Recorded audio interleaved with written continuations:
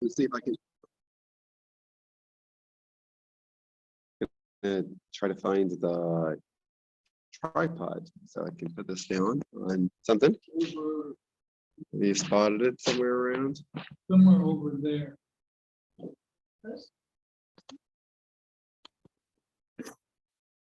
See. Let's see it around. It's no big deal. I'm stepping in for Rabbi Farkash, and something unique today, because Rabbi Farkash left me some notes of what he was planning to talk about. I hope he was not told. No, but I'm gonna try to discuss some of the ideas that Rabbi Farkash wants to discuss tonight. And that said, let's get started. So this week's Torah portion is actually a double portion. A portion of Tazria and Metzora, a portion which is moving away from the topic of what was discussed in the previous portions in the book of Vayikra. So in the third book of the Torah, the portions Vayikra, Sav, and Shemini, the first three portions, were dedicated to the different offerings that are brought in the temple and to the process of the Kohanim, Aaron and his sons becoming the Kohanim, and how the special services that happen at the very beginning, the grand opening of the Mishkan, of the temple, the big barbecue, and talking about grand opening, wanted to mention that Sunday we're having a grand opening. Got a plug for the grand opening of our new seating lounge here at the Eastside Torah Center, which you're all welcome to attend. It'll be only in person only on Sunday at 6:30. So you're all welcome for that. So the topic was the grand opening and the special offerings. Fantastic. So you know what? Maybe I'll continue here for maybe another 20 minutes or so, and then we'll switch. So we'll switch host soon because my battery life on the phone, I didn't come in with 100% battery, so it's probably going to drain out pretty soon. So we'll stay in the same Zoom, but we'll switch the host. So that was the theme we had last week. We spoke about what happened on the 8th day after the 7 days of putting it up and putting it down, as the divine presence finally came and rested in the Mishkan, and the story of Nadav and Avihu, how the two sons of Aaron who went in all the excitement, and they went up, and they didn't survive that experience, and that's followed with some instructions about what to do and not to do when you're coming into the temple. Then the end of last week's portion moved on to talk about what we're allowed to eat and not eat.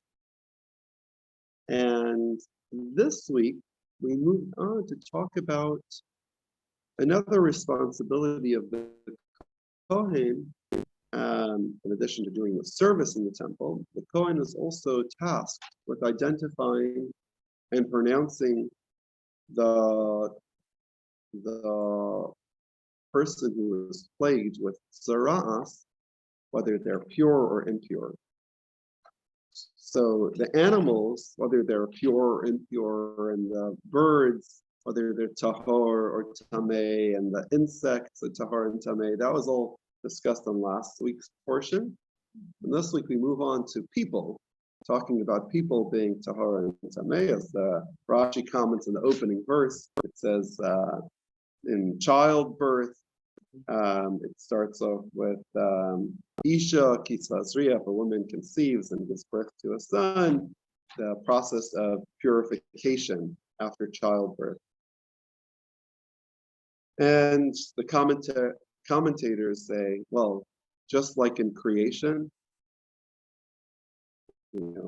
everything was created, all the animals and the birds and fish and the animals, and then finally at the end, man was created. So too, when it comes to purity and impurity, we get the purity and impurity of all of the animals, and then finally we come to talk about people. And we start off with talking about the purity and impurity that is related to birth. And then we move on to talk about different forms of tzaras. In general, there are three categories of tzaras. There's tzaras on the skin. There's the tzaras on the clothing, and there's tzaras on the house.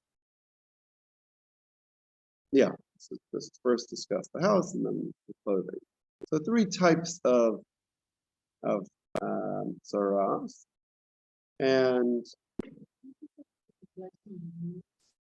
yeah, and the commentators talking about the tzaras explain that, as the Rambam explains, that tzaras was not just a natural phenomenon or disease,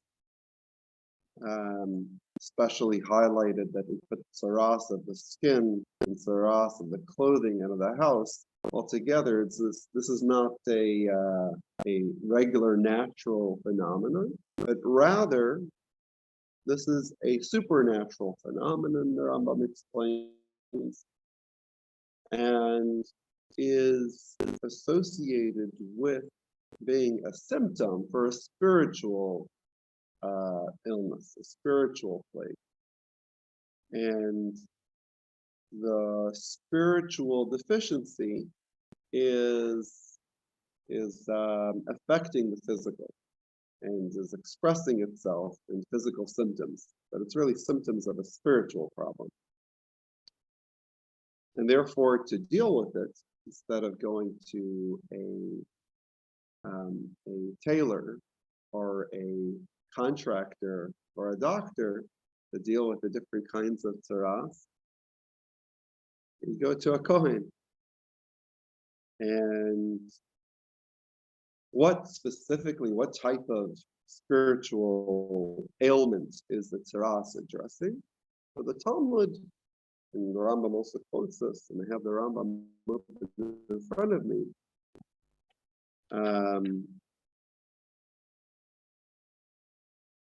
Says, well, actually, this is a different Rambam, but it's brought down elsewhere in the Talmud that tzaras can come from many spiritual deficiencies, including very severe ones like idol worship and etc., but also something unexpected, which is that the Talmud says that tzaras comes because of lashon hara. Lashon hara, the speaking gossip,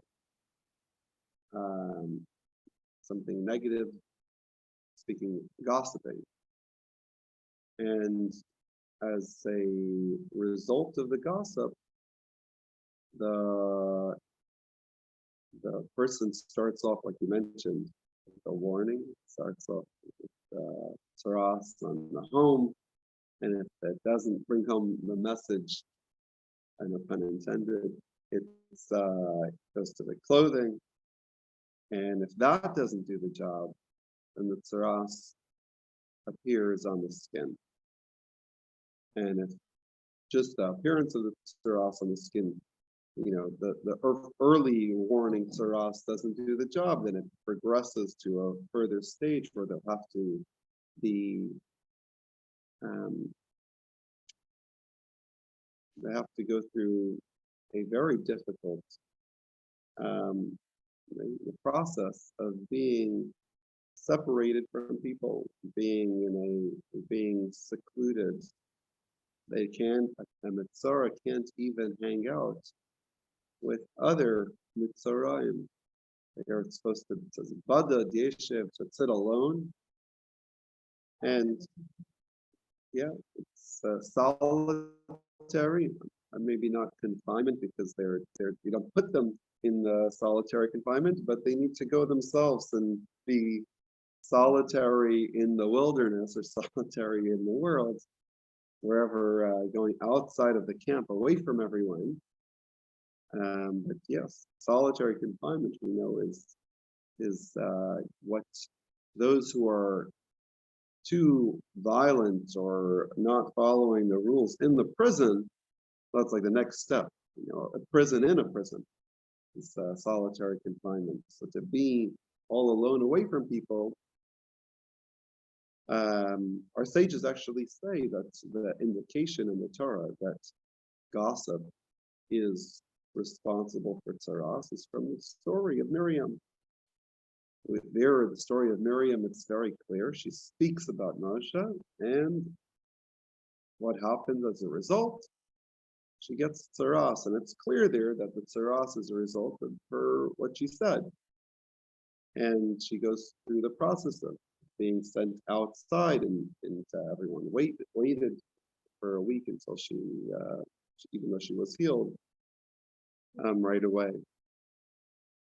But the idea that tsaras is related to Lashon Hara is also illustrated in the verses in Devarim, where the verse talks about that you should be careful about tsaras, and then continues to say, and remember what happened to Miriam. So being careful about tsaras in general, and then talking about Miriam. So it's very clear that there is a connection between tsaras and Lashon Hara. And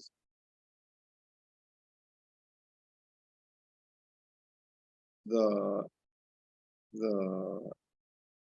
idea that tsaras is such a severe, that Lashon Hara is such a severe issue, and that it results in tsaras is kind of surprising, because we find that the Talmud talks about tsaras coming for all kinds of sins, but tsaras is like highlighted as being the primary reason. I think for any sin, maybe you can get tsaras, but Lashon Hara stands out as being something especially problematic. Because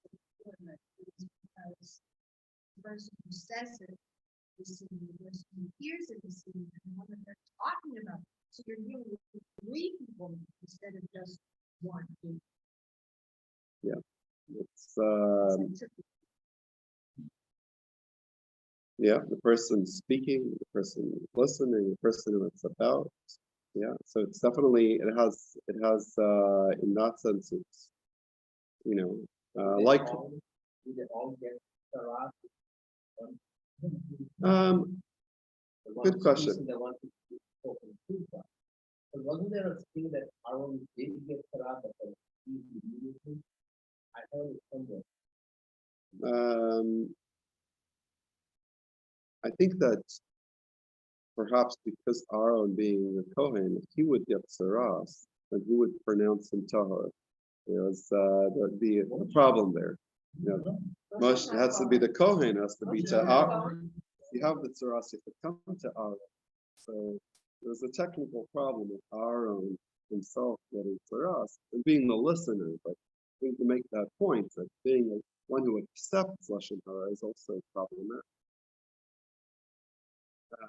there's a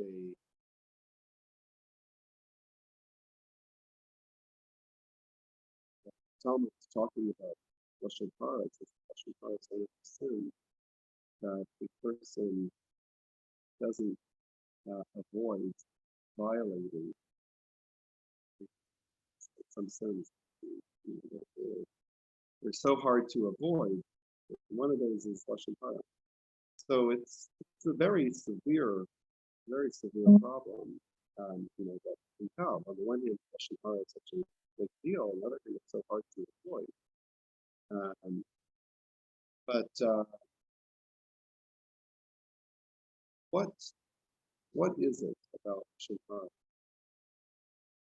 It's so bad. At one point is that it affects the person that we speak it to and the person that's spoken about.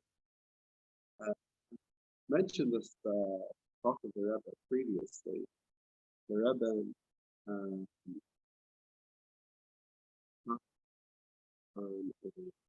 Rashi, beginning of Shemot. Moshe, when he out of the palace and he sees two Jews fighting, why, for the wicked one, why are you hitting your fellow? Say that if you could be in charge of us, are you going to kill us like you killed the Egyptian? And word gets out.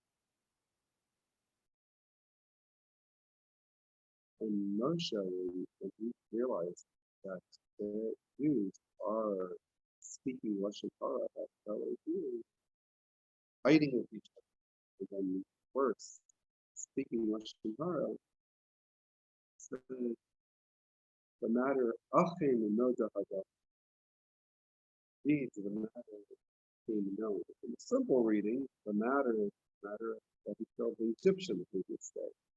Rashi says that Moshe is saying, now I know why they can't be redeemed, why we're stuck in inside, because there are people that gossip and people that will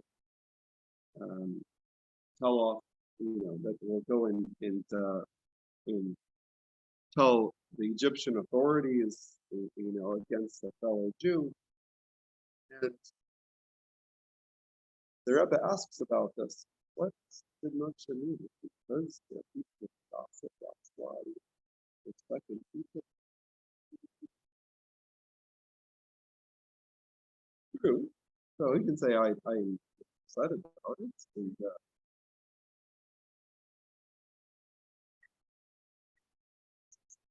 right. So everything makes sense, except what does he mean, or the way that Rashi interprets it, that now I understand why it's still in exile. Lashon Hara is not good, but to say that a whole slavery in Egypt and we can't leave Egypt because of Lashon Hara, that's surprising. We know that in Egypt many Jews were worshiping idols. They were not exactly being the perfect Jew, and the only problem being the Lashon Hara. There were a lot of issues. So the only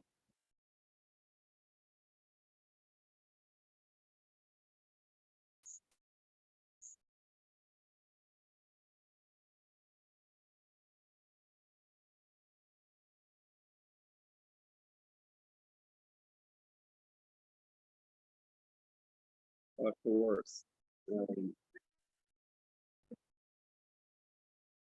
So, you can't blame them for their behavior. After all, they didn't have the opportunity to get a good Jewish education in Egypt during the time of slavery. It was difficult times.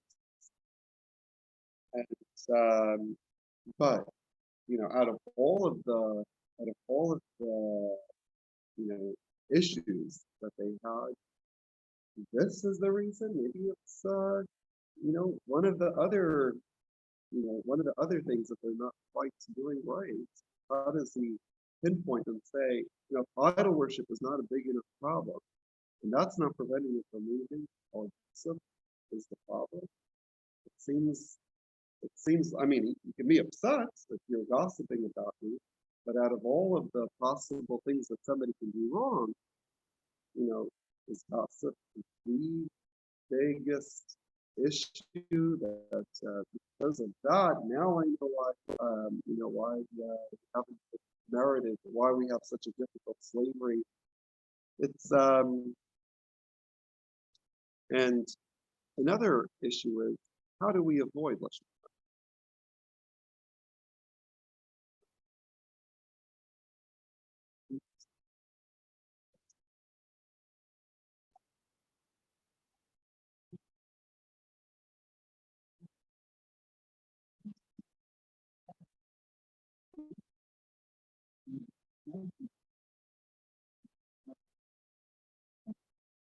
Like, it's the details of differentiating when it's lashon hara and when it's not. Um, the the prophet's time, it's the whole book about the laws of lashon hara, to be able to differentiate what you should say, what you shouldn't say. Knowing what's considered lashon hara is definitely a good start to be able to avoid it. But often we slip up with lashon hara not with good intentions. If we needed to help somebody, we weren't sure and we made a mistake and it wasn't the right. Sometimes that happens. Often it can be just news, interesting piece of information. Do you know what I saw? What happened today? What I heard. So making interesting conversation and sharing gossip is sometimes clear that it's not questionable situation of maybe you're supposed to say it. But yes, there are times when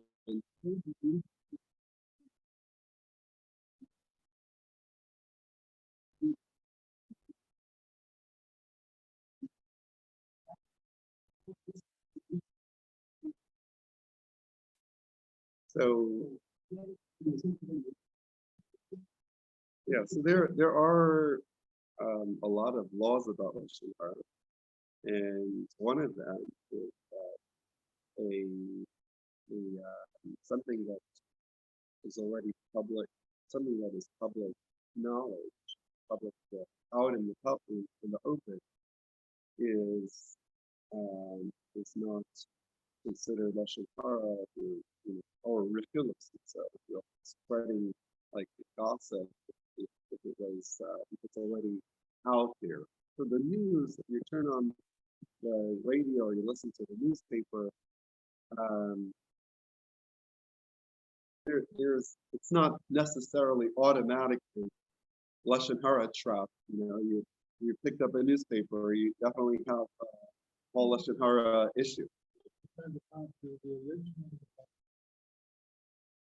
In the lashon hara, yeah. So there's details about exactly what the exceptions are and how it applies. And it's a good idea to study those details to know what is specific lashon hara. But being the originator or passing on lashon hara is something that's easier to monitor.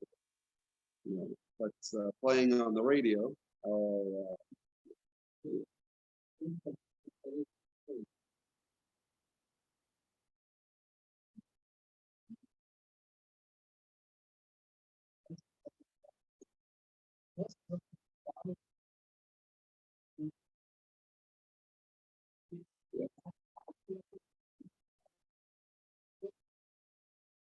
So I think if somebody shares lashon hara publicly, somebody who repeats it, the status of that, something that was already published and stated, repeated,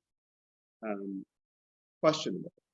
If something is spoken in front of, if something is publicized to three people, then that's considered already not a secret piece of information.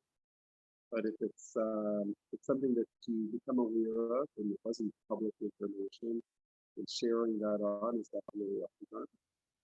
In originating Lashon Hara, so for example, maybe public information, but one of the examples of Lashon Hara is, or this is the dust of Lashon Hara. The popular example is somebody asks you, where can I get a light? Where can I get fire? And the way that you answer that question could be Lashon Hara. Say, oh, yeah, they're always cooking stuff over there. Why don't you go over there? That can be implying something negative. That's they indulge a lot, always cooking. They're always, partying and eating a lot, and that's why you can go there and find fire. So it's not necessarily secret information, but highlighting something negative about somebody.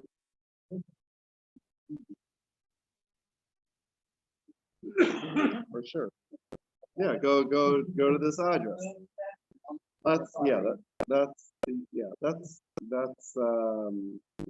if somebody wants to know work, and if anybody that has food around here that what's my best bet, but if somebody just wants fire, and say, why don't you check this neighbor? They like go on and say, oh, they're always partying over there. So that's the way you say it and the information that you give. Yeah, the way you say it can be Lashon Hara. So the main idea of Lashon Hara is giving over something negative about somebody, group of people. That will be considered Lashon Hara. But there are many details about, the whole book about the rules of Lashon Hara, and I'm not a Lashon Hara laws expert, but I do think that it's worthwhile studying those laws to, sometimes something you may not even realize is considered Lashon Hara. That's something that can apply. So, how can we avoid Lashon Hara once we know what Lashon Hara is? But how do we make sure that we first getting to know what's considered Lashon Hara? So, what's so bad about it? So to address the first question about what's so terrible about Lashon Hara, because of Lashon Hara, we are not fitting to be repeating. The Rabbi explains that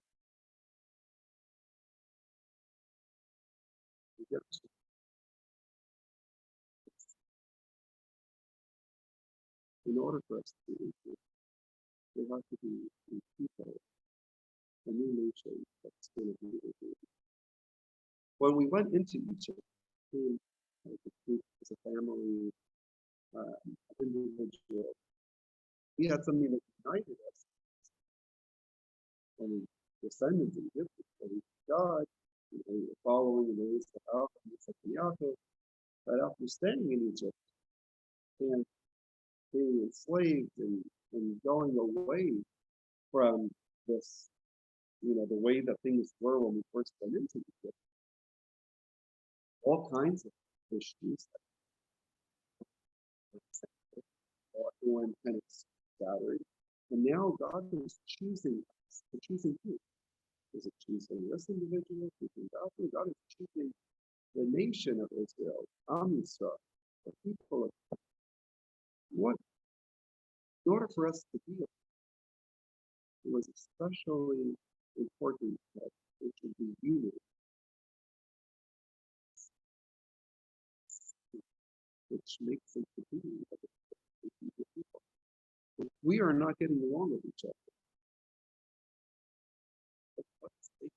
be how do we become a nation? Once you're a nation already and you start fighting, okay, you have a civil war.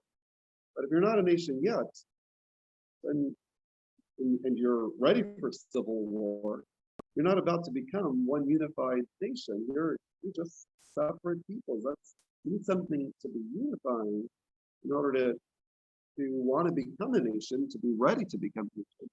And in order for God to choose us as a people, we could be lacking in many other areas. But in this area, lacking in the unity and harmony between, with each other, between the Jewish people.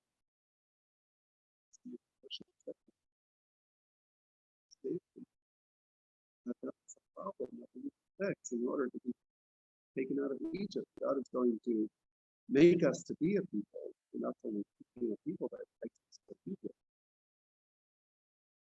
We can't become a people when we're disenfranchised to each other, and we're not getting along with each other, and gossip is the trigger that causes people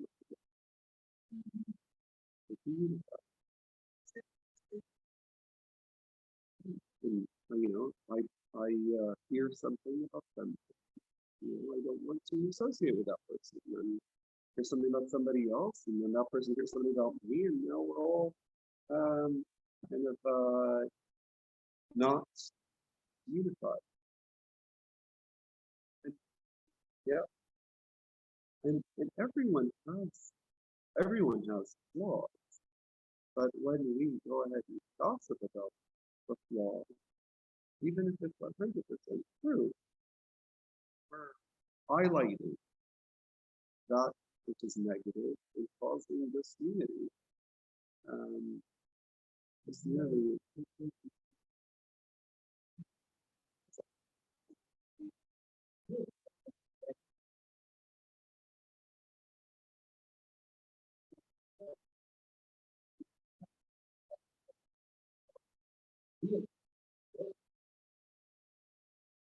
So Motzi Shemra is actually, the Motzi Shemra is when you make up negative information. Slander, that's not true.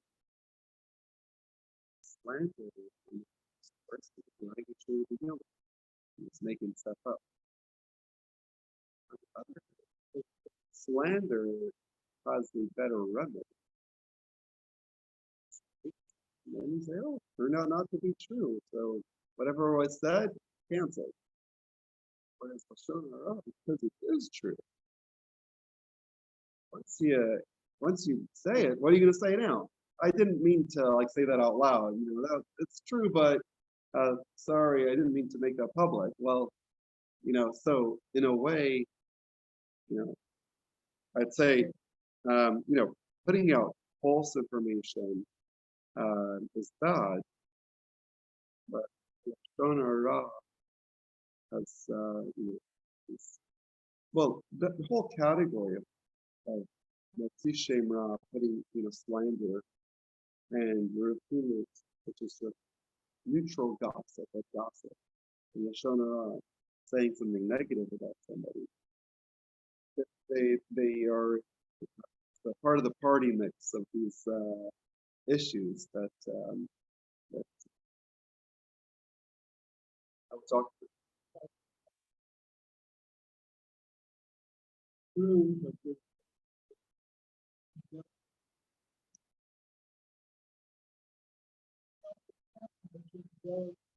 I guess it depends. What you're exaggerating. Maybe that would be a combination of Lashon Hara and Shema. Assuming that negative.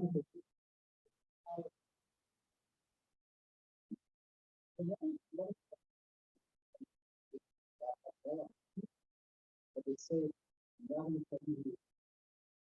changing fact,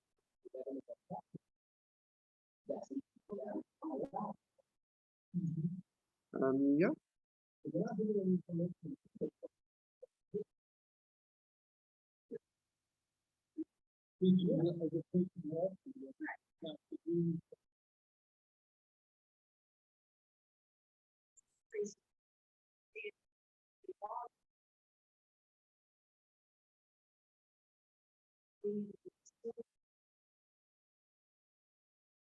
So what's so bad about Lashon Hara? Well, now we understand, better why Moshe Rabbeinu was concerned about Lashon Hara, and that it takes people away from each other. And the commentators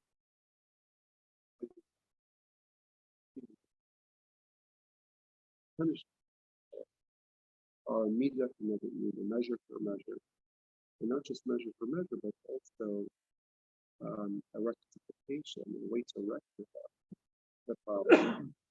So when one who is causing division amongst people, causing division between husband and wife, causing division amongst friends, and this person needs to rectify this. He needs to be away from people and recognize the damage that happens through Lashon Hara. Causing people to be separated from each other is now something which the one who is speaking Lashon Hara is now having to deal with being in isolation. And being in isolation, obviously, you no longer have an opportunity to gossip. But it's more than that. You can feel the consequences of what happens through the gossip, through the Lashon Hara. And by experiencing it, work on fixing it. And an interesting detail about it. There's a story it's told about the prophet's time.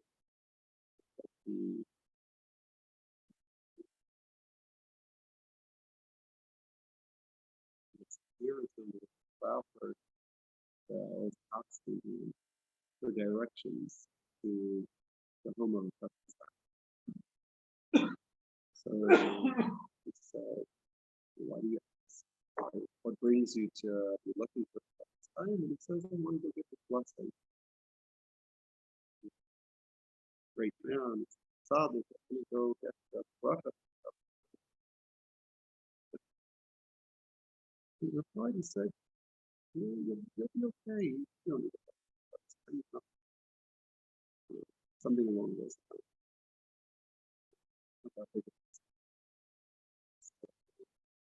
This person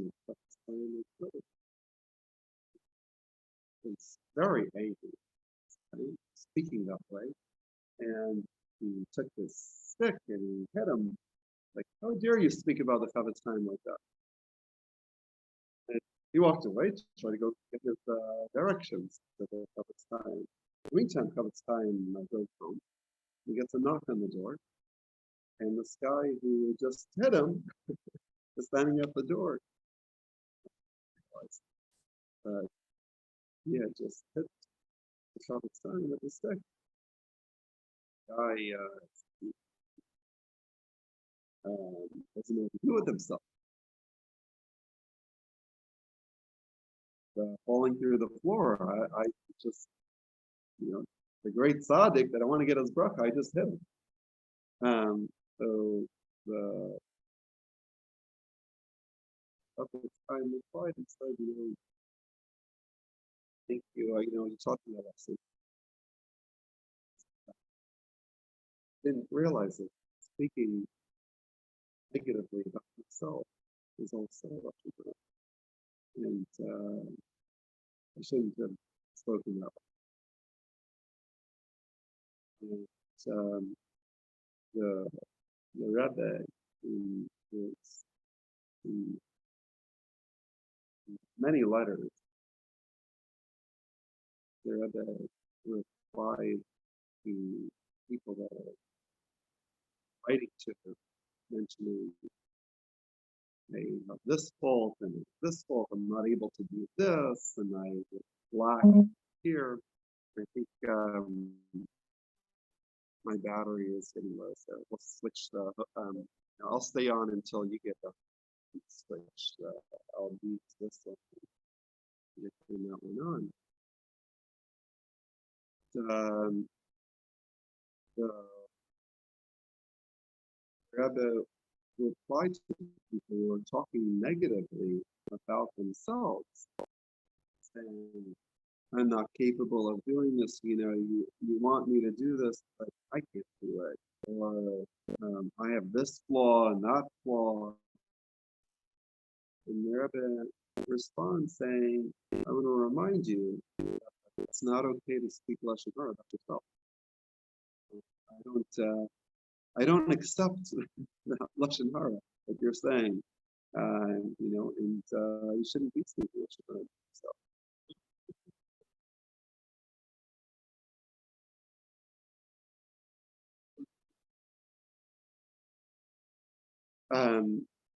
Like he was, there Moshe was talking to God, but he was still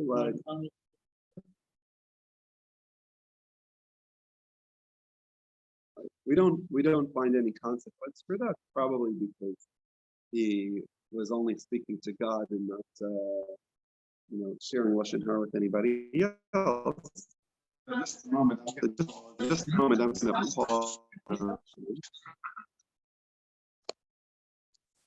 We didn't deserve it. That's what I'm saying. So I'm going to assign Galaxy Note. Okay. Can you hear me there? Yes, we can hear you. Okay, fantastic. So just want to make sure that it's closed out. I think it did.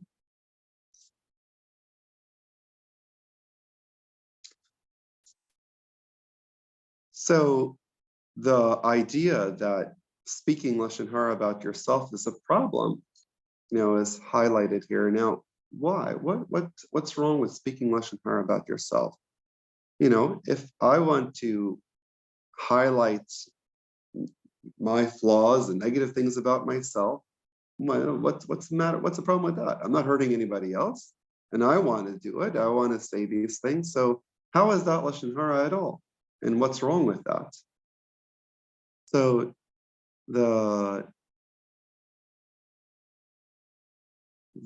explanation that Rabbi Farkash wanted to share was that when we speak, we take something that was, something that was hidden and bring it out into the open. But it's not just that we just communicate information that was there anyway.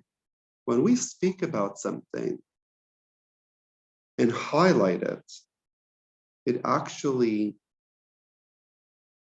gives more substance to what we're discussing. So if I, for example, have a flaw, but I don't talk about it,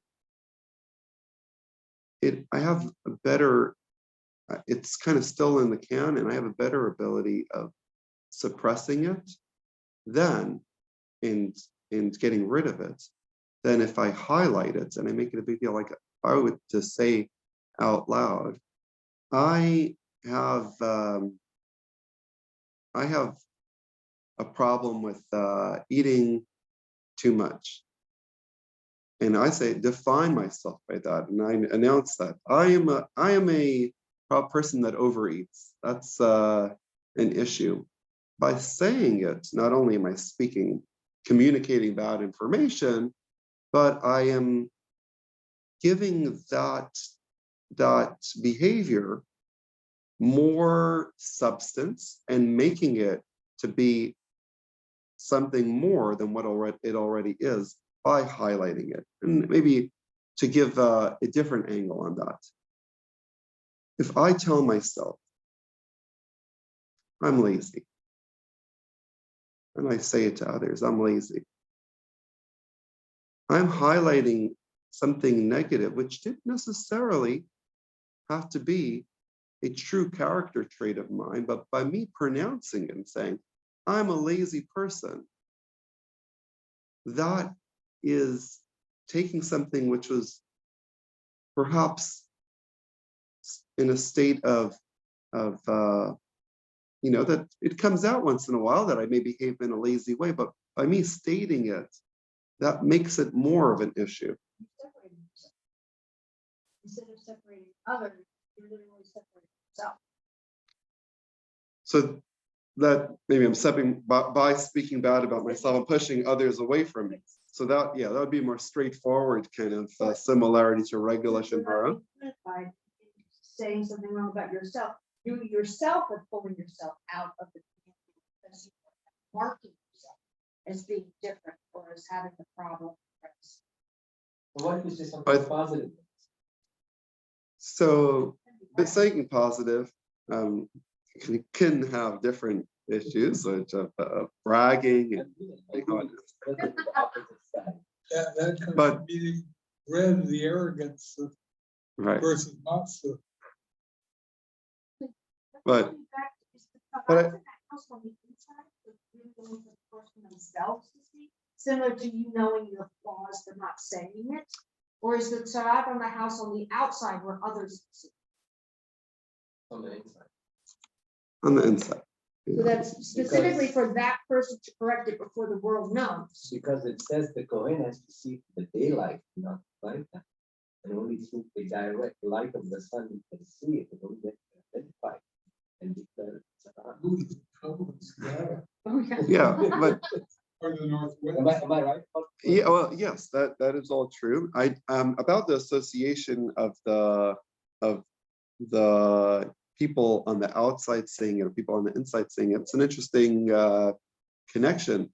Definitely when it's on the skin, you can't hide it anymore. If it's on the walls inside, maybe Yeah. Level changes, like you yourself can fix it. Whereas like you yourself keep your mouth shut Yeah. about your that's insecurities versus, yeah. When it appears on the clothes, it doesn't appear on the inside of the clothes, it appears on the Right. outside. so that's already. Yeah. You've gone beyond one step, Yeah. you're So Yeah, and I think the idea of not speaking badly also is what we tell ourselves about ourselves is important. If I tell myself, and I maybe take this even a step further, of talking to myself rather than just talking about myself. But if I tell myself I can do this, that has an effect on me. And if I tell myself I can't do it, that has an effect as well. So what we tell ourselves changes our reality. It's not just, well, it is what it is, and I can't do it.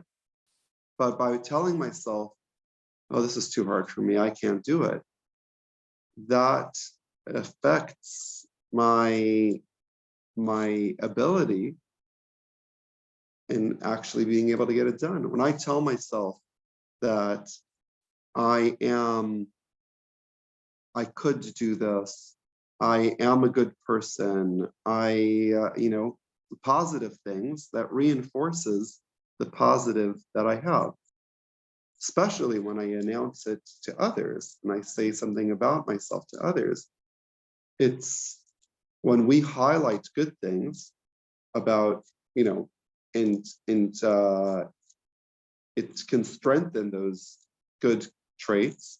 If we highlight negative things about ourselves, that strengthens those, it reveals those negative things and gives them more strength and power. And in the case of what the Rebbe was responding to people about speaking Lashon Hara about yourself, that was don't put yourself down. Don't put others down. Don't put yourself down either. And believe in yourself, I think, is even beyond that. Not just don't put yourself down, but highlight the good things. Don't highlight the flaw. Yeah. And so when we speak Lashon Hara about others, we're highlighting negative in others.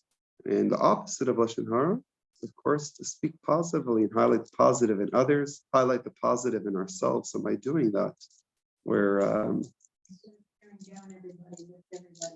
yeah. Mhm. And it's a wonderful way to accomplish the opposite of what Lashon Hara accomplishes.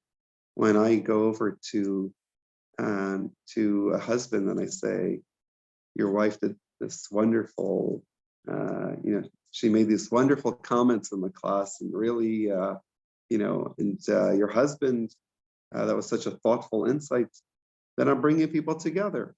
And we have the ability to do that for ourselves by not separating ourselves from others, and also not giving extra strength to the negative. The goal of not speaking Lashon Hara and bringing about the unity amongst the Jewish people, just like it was a merit for us to be redeemed out of Egypt. Our sages say that it was the hatred, sinas chinam, that led to the destruction, and avas chinam, the love that we have for each other, that will be the getting rid of this cause for exile and leading to the geula. And one more thing I just wanted to add about a tip to avoid speaking negatively is to think positively.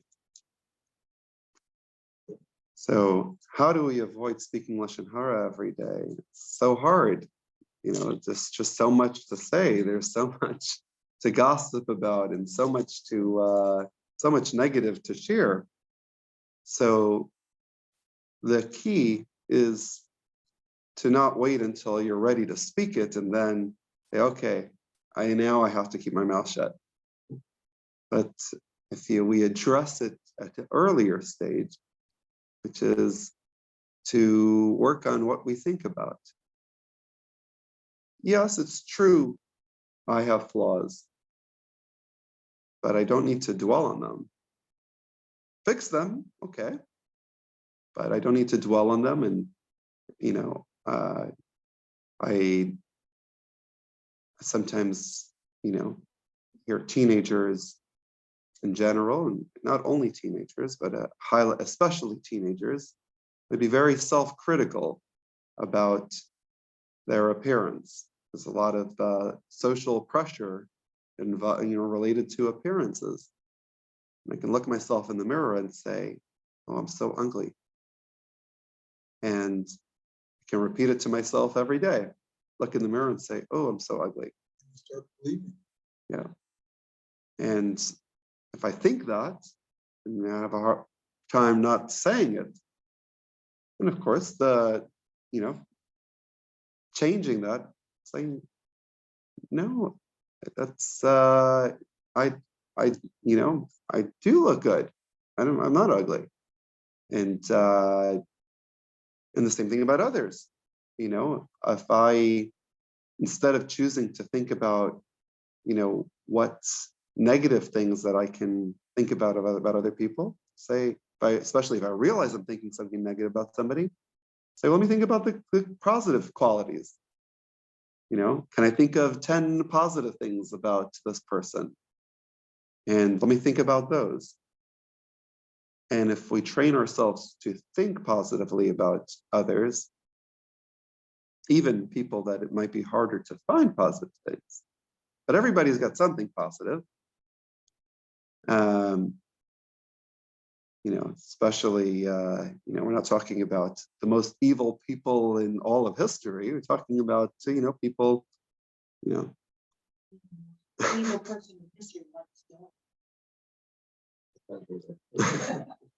right? And not necessarily have to find the positive in in the most evil people in history, but amongst our fellow Jewish brothers and sisters, especially amongst those who we typically are thinking about, my mother-in-law, my daughter-in-law, my neighbor, the person that sits next to me in shul, or the person that sits across the other side of the room in shul, the person who, the people that we think about. Chances are there are a lot of good qualities that we can, if we try, we can focus on. And if we're thinking about that, then naturally we'll speak positively. And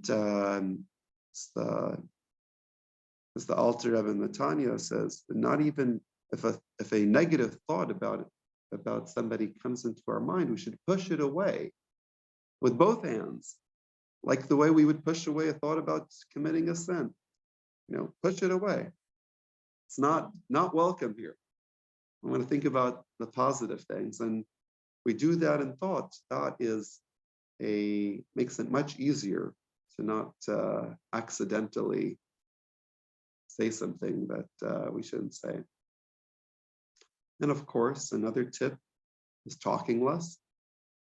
There's less things that you say, less chance that thinking before speaking is helpful. But even better than one that deals with the root of the problem is if we address how we think about ourselves and how we think about others. It might be true that there are flaws, but I don't have to focus on them. Unless for ourselves, we're sitting down, we have an appointment, we're trying to become better, fix our character, then I can say, okay, let me make a list of all the faults that I have, and then I'll sort which one I'm going to deal with first and correct first. But if that's not what I'm doing, then thinking negative thoughts about myself is something I should push away as well. And may we merit to have the final redemption and the merit of all of this good thoughts and good words about ourselves, about others. We should bring that unity and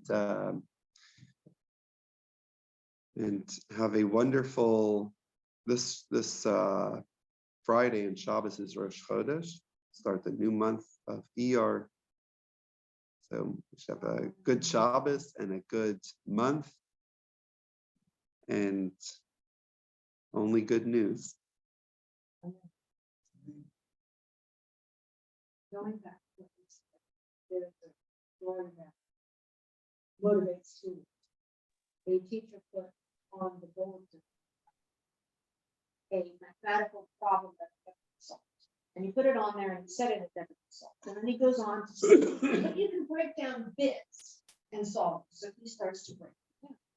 Student comes in late, thinks it's homework, writes it down, comes in the next morning and hands in the homework and says, I was up all night doing this. I couldn't understand why I couldn't figure it out, but I finally got the answer. He was like, what homework? What answer? He had solved something because he didn't know it couldn't be solved. And that's along the line that you were saying. Yeah. We can't fix something if we don't believe we can. Exactly. Yeah.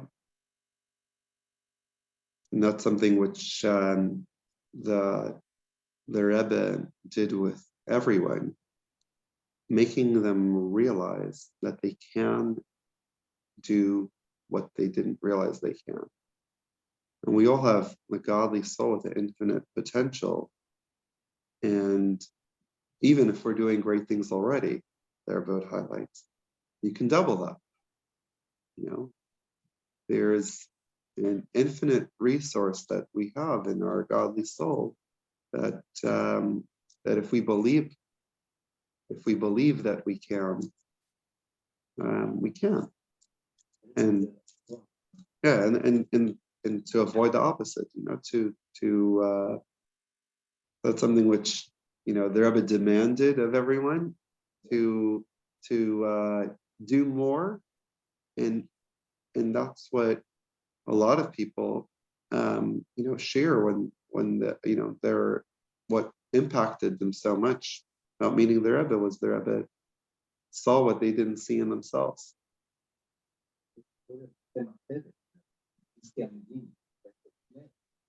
That he was an average student, nothing, nobody even think of him. And another student was jealous of him and made up a story about it, that he had tried to see a cleaning lady, and then she went and told the Rosh Yeshiva, and the Rosh Yeshiva said to him, look, I know you didn't do anything bad. You just prevent this thing from going any further, just go away for a couple of months. So he went away. And that cleaning lady felt very bad that she had done something bad. Her conscience took over, and she came to him and said, look, I will come and tell your Rosh Yeshiva that it was all a made-up story, but just help me not to lose my job. So he was like, okay, that is perfect. But then he said, what will happen? There will be more Lashon Hara in the yeshiva, more people will gossip about it. So he said, no, you go back. I will touch the yeshiva, but I'm staying here. And they said that moment, his mind opened up because he was willing to just give away that way to getting away from, saving his name and preventing Lashon Hara. So, and he's with, and you know who he is, right? Yeah. Isn't it also to start saying negative things about yourself?